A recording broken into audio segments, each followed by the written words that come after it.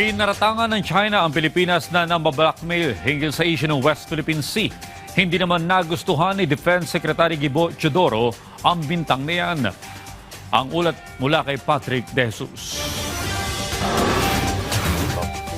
Pinalagan ni Defense Secretary Gibo Teodoro ang mga naging pahayag ng China laban sa Pilipinas.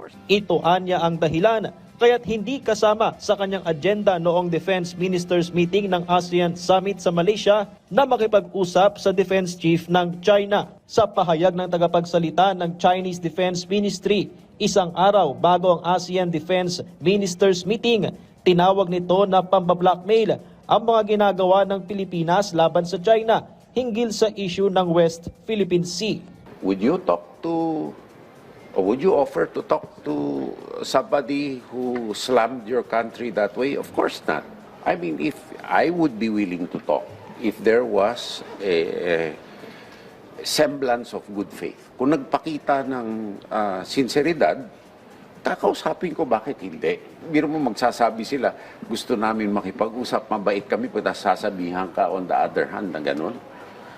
Sampal sa mukha yun. Kaya hindi ko tatanggapin. Sa APEC Summit naman sa South Korea, kinamayan ni Pangulong Ferdinand R. Marcos Jr. si Chinese President Xi Jinping bilang bahagi ng common courtesy. Sa kabila nito, hindi magbabago ang defense policy ng Pilipinas ayon kay Teodoro.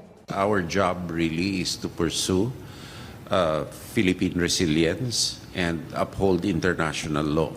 So our defense engagements under President Marcos is subject to a plan already and subject to guidance.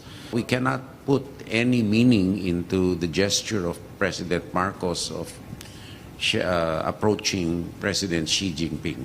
Pinuri naman ng Canada ang pagtaguyod ng Pilipinas sa international law. Kasabay ito ng opisyal na paglagda sa Status of Visiting Forces Agreement o SOVFA sa pagitan ng dalawang bansa. This is the first such agreement for Canada in the Indo-Pacific region. And this was a deliberate choice.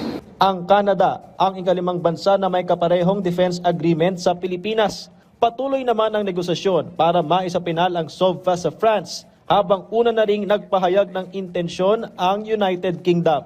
Patrick De Jesus para sa Pambansang TV sa Bagong Pilipinas.